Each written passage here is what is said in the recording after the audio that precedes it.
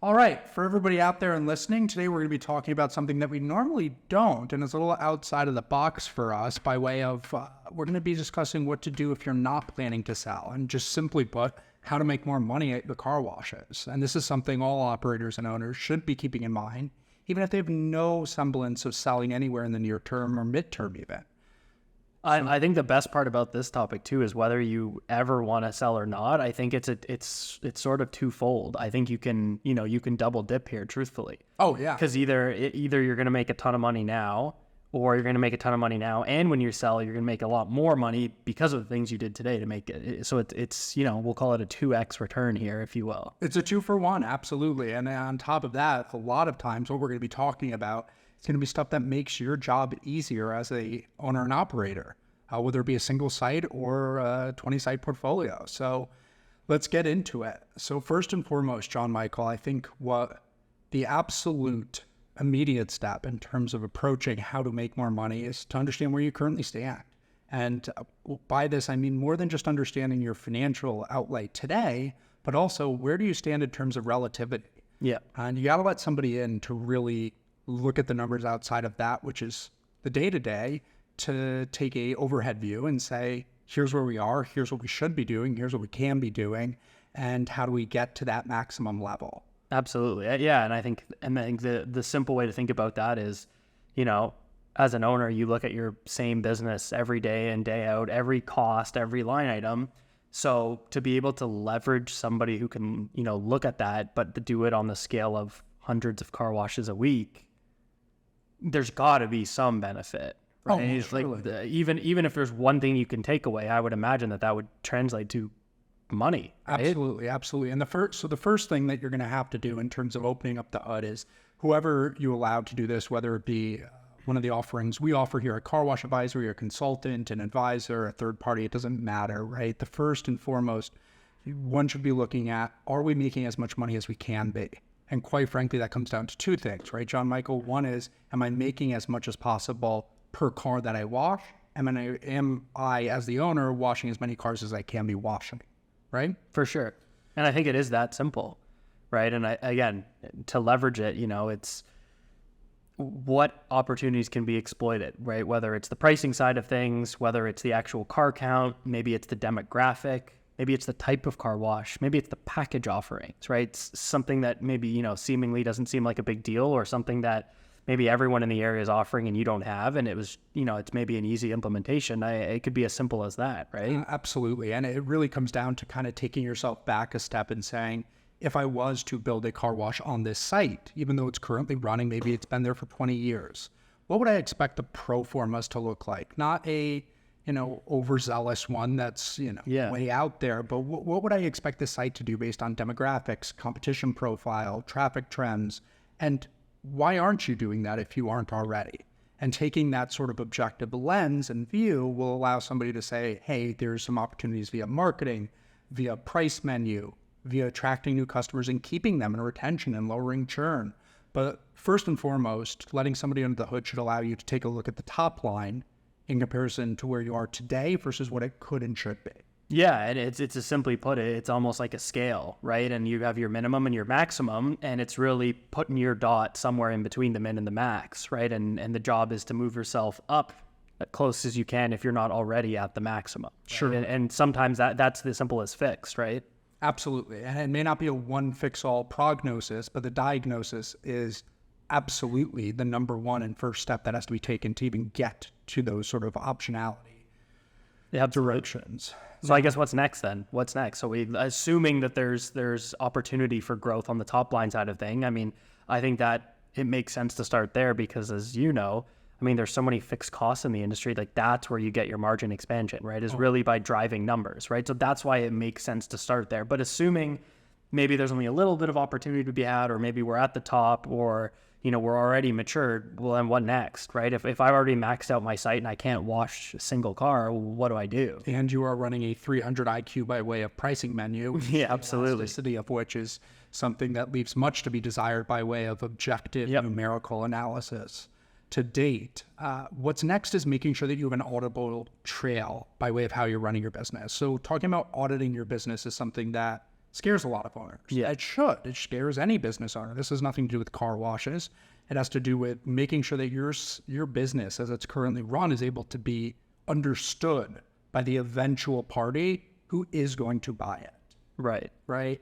Yeah, and I think auditing is a scary word because right away people think they're under the microscope, right? And that's again, it is partially by definition what an audit is, but I think more importantly, as you said, is can it be understood by a third party, right? And that's where, again, having an advisor or a third party look at your business, that is an audit, right? Sure. And it doesn't have to be negative. It doesn't have to be scary. It doesn't have to be a finger pointing exercise. It just has to be it's almost a trust thing, really, at that point, right? And as you know, I mean, it goes a long way, especially, right? Is if a third party can understand it, well, then anyone can understand it, and there's got to be value in that, right? Oh, absolutely, John-Michael. And I think the key here is you don't have to audit the business. That is not the advice in terms of if you're not looking to sell today. As an owner-operator, you need to make sure that you are running your business in a way that allows for the ability of somebody else to audit it, which is very different than auditing it itself. Today. And let's use a wonderful example that is becoming less and less common, but is still very commonplace in this as well as many other industries, which is if you are not putting all of your money into some type of bank account, please start doing that. It can be a personal bank account. It can be a non-business income. That's your own decision, but it can't be in a safe because that's totally diminishing the ability to audit. Yeah. So by way of perfect fidelity, of course, owning a small business has perks, has values, and that's your own decision as an owner. But for goodness sakes, there has to be some semblance of a trace to get to those holistic numbers. Otherwise, it's all but unable to be reconciled. Absolutely. And I think that probably pulls a bit more with people who maybe they're not ready to sell today, but eventually they would like to sell, right? Because again, if, simple valuation of a business, it dictates looking at all the cash and all the non-cash considerations the business generates at that point. If you can't track it, you can't pay for it. So the simple way to think about it is you're welcome to do whatever you want, right? But when that switch does go off and you're even considering switching to a sale mentality, there has to be some reconcilable period, right? Usually it's like a year, right? So it's not like you have to change it today, right? If I'm sitting here saying I'm going to sell in 10 years, if you want to do it for 9 years and push the envelope, by all means, run your business how you want. But that 10th year before sale, you've got to do things the right way. Absolutely, John-Michael. And just to be clear for our viewers, we're not saying you have to prep your business for the IRS. We're saying you have to prep it for the next buyer. And those are two very different things. We're always more than happy to have this conversation. And it's a delicate one in many ways, but it's also nobody's business. It's your business. You run it the way you want to. But by and large, please don't put the money under the mattress. That's not able to be audited. Put it in a personal bank account. Yeah. So that would really be step 2, John-Michael. It's going to be making sure that you allow for your business to be able to be audited when that time does come and arises. Yeah. And then this brings us to our last sort of point, also something that we cover in our cash flow consulting offering as a business, which is taking a look at the cost, the other side of the equation. So we now covered the revenue. We covered making sure that there's an ability to audit the company, not to audit it. And then lastly, we have costs. Yeah. Yeah. And I think it makes sense, right? If you just, if we're talking about the equation you said, we're maximizing top line. Hopefully we're minimizing expenses and we're making sure that all of this is traceable in some way, shape or form to the point where the picture makes sense. Sure. Right. And for viewers, let's just establish what we're not talking about by way of cost reduction. And what we're not talking about is cutting jobs. What we're not talking about is cutting the hours of your workers. Yeah. What we're not talking about is doing activities and taking steps that could diminish the strength of and the health of your business at the proposed benefit of instant profitability. Yeah. That is not the way to save costs. No, I think it's a cop-out too, right? It's easy for us to sit here, us paper pushers, right, to sit here and say, you should run your business like this. The reality is you've never run a car wash. I've never run a car wash. And theoretically, we can tell you how to do it, but we don't know, right? And I think that's where a lot of people are led astray, is that it's very easy to say, oh, well, if you cut this $30,000 labor, there's $30,000. You don't need 4 people there. Well, here's the thing. Yeah. You don't need full-time employees at a investment bank and M&A advisor. That's all we do because it's the right way to do it, and that's how we've decided to do it. Yeah. And similarly, how you've decided to structure and run your business. If you want 2 greeters there with T-shirt cannons blasting into people's car, by all means, it's your business. You have the way that you think is fit, that your customers like, that appeals to your demographic and provides the service you want to provide. Absolutely. And I think there's, that's where there's a lot of intangible value that you sometimes strip away when you do that erroneously, right? Oh, yeah, absolutely. Absolutely. I think for those who have seen the movie Office Space, it's quite commiserate, right? The last thing you want is a consultant coming in saying, well, I know the solution. The solution is to fire everybody. Yeah. That doesn't work. No. Right? Not for long. So where do you save costs? Well, there's a couple of ways, right? And they're very non-invasive for the most part, right? One of the most common places is stuff such as credit card processing fees, where you're paying too much, be it chargebacks, the absolute percentage which you're paying on your payments. And I know a lot of this is entangled with your pay station provider, whether it be DRB, ICS, so on and so forth. There's many ways actually to lessen that cost without diminishing what you're accomplishing via payment processing. And it's quite easy. Yeah. So that's one. And for multi-site operators, sure, maybe a $10,000 a site saving with a single site isn't all that much. But for multi-sites, when you start talking about the eventual sale at a 8 to 10 times multiple, we're talking about millions of dollars. Oh, yeah. Very, very quickly, if not tens. Definitely. Right? So that's snowball. And it's an easy fix from what I've seen. Completely non-invasive. Yeah. As a similar sort of cost line item that we examine all the time and has instant savings and has zero detriment to the business is stuff such as insurance. Yep. Right? If you're overpaying for insurance, for goodness sakes, and believe me when I say this as a small business owner, reading through insurance policies is not an enjoyable task. No. And understanding the nuances and intricacies of what you need coverage for is possibly the most boring, eye-gouging type of activity I've ever done. So it's not your job to understand that. What is your job is to make sure that you're consulting with groups and individuals that can easily save you 25% on what you're doing in terms of that spend, right? Yeah, let the experts do their work, right? Another one, and this will be the last one because I know we want to keep this very concise, and we're happy to talk to any viewers who want to learn more about what we look at when we go ahead and we consult with a client by way of increasing cash flow in the interim as well as the mid and long term is chemical ordering. And I'm not saying how many dollars of chemicals you're putting on the car. Yeah. John-Michael, you know this as well as I do. This is very akin to the labor argument. Yeah. If you want 15 greeters, right, spraying various foam colors on your car for everybody that walks in screaming like lunatics, that's your own right. That's your business. That's your MO. That's your brand. Who are we to tell you that's not the correct thing? That's what we're not saying. But similarly, if you want to put $1.50 of chemical on every car, do you need it? We're not here to say that you don't.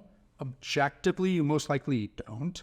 But that's your own prerogative. And if your customers and your clientele is at a point where that's what they come to expect of you, by all means, keep dumping $1.50. Yeah. In terms of the quantity. But the thing is, it's just simple things such as ordering cadences and negotiating with your chemical providers can provide instantaneous lift by way of cash flow. Definitely. And I think one thing that, again, it might sound obvious, but it's something that I know a lot of owners have overlooked is that they rely on the chemical suppliers for how much chemicals they should be using, right? And again, not to point fingers or point blame, but these guys are incentivized and they make their money based on how much chemicals they sell, right? So going to a guy, doesn't matter how good your relationship, but at the end of the day, that's what pays his bills, right? So is he going to optimize it as best as possible for you? Maybe, right? There's some great guys out there that do that, but it's something, again, that's worth taking a look at, right? We're not saying there's an issue. We're not saying there's this big change needed, but you should at least get a second opinion on it at the very least. Buy an $800 shed and put it behind every wash and order in bulk. Absolutely. Right? These aren't... Wait for a promotion and buy for the year. Yeah. And John-Michael, just so we can frame this by way of the potential impact it could have on a 3-site operator, is it unfounded to say simple cost reductions such as this can have $50,000 impact bottom line a year? No, not at all. No, we've seen outrageous. We've seen chemical costs that were 20% of revenues before, right? And again, I'm not one to sit here and say if that makes sense or not, but again, I would imagine that considering we've only seen that a handful of times, it's the minority of cases, right? So it's something that you should at least get other opinions on because we like to call these easy wins. They are easy wins. They are easy wins. They help you today and they certainly help you down the road. So to recap, we've got, and this is something that we offer here at Car Wash Advisory. We're happy to talk to anybody about it. We do free consultations. If you're wondering where you currently stand by way of the key factors of ability to audit, your top line gross and sales, and your cost metrics as to what you're actually dropping down to cash flow, give us a ring. We're happy to talk. And those are the three main proponents that are able to be tweaked in optimizing this equation. And it has nothing to do with wanting to sell today. No, yeah, I think it just helps make people more money. So if you want to make more money, at least get an opinion. Yeah, you don't have to listen, but it's worth a look for sure. Absolutely. Plus you can talk to us more. So this is Harry Caruso and John-Michael Tamburro of Car Wash Advisory, and we look forward to our next episode.